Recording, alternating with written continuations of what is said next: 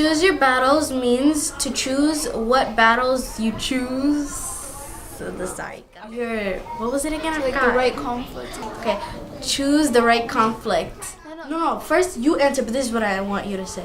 What does it mean to choose your battles? It means that you should choose what is the right time to be in a conflict, and if it might affect you in a good way or bad way. For example, if someone you see in the street is being rude to you, there's no point of arguing with them because you're never going to see them again.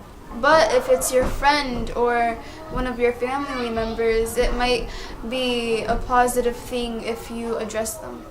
What are some things that are worth fighting for? Something that might affect you positively if you get into the situation. Some things that are worth fighting for are Black Lives Matter and people that are bullied, and what you feel is wrong. When you see someone doing something wrong, that's worth taking a stand against. What does it mean to advocate? What it means to advocate is to stick up or to stand up for someone in a way that doesn't create more conflict. In order to figure out how to choose your battles, you should use pros and cons. A pro is a good possible outcome and a con is a negative possible outcome. So if the good possible outcomes outweigh the bad ones, it's a good idea. But if it's the other way around, it's a bad idea. What was something valuable that you learned in this program? Well, in this program, I learned how to be a better leader, and I think that's very valuable because people need to learn how to make other people do the right thing because of them. One of the most valuable things I learned in this program was to choose the right... Start again. One of the most valuable things I learned in this program was what decisions to make so I don't end up in trouble. Can you tell us a little bit more about what are the right decisions?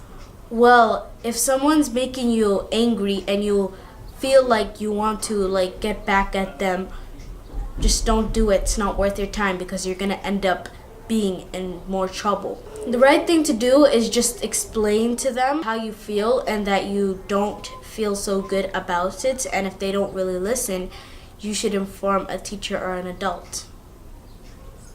One of my favorite projects that I made was a video about stress management, and it was really fun. What was fun about it? Well, I got to act out with my friends stuff that happens in everyday life, and I learned some lessons as well. What were the lessons that you learned? Well, from making the video, I learned how to control myself and how to be a smarter person, like I said, to make the right decisions. So my favorite project had to be one of the skits we made about stress management because it was pretty fun to make and we learned a couple of new things. What's fun about making a video to teach?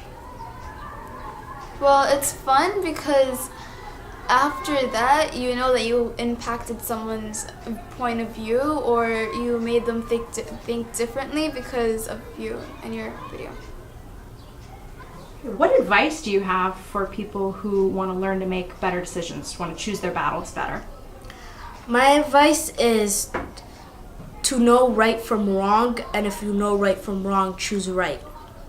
At the end of the day, it's not who got the most even and got the most revenge. It's mainly about how you feel and how the other person feels. So if you don't feel so good about something, it's not the best way to end it like that. What do you want people to know about leadership?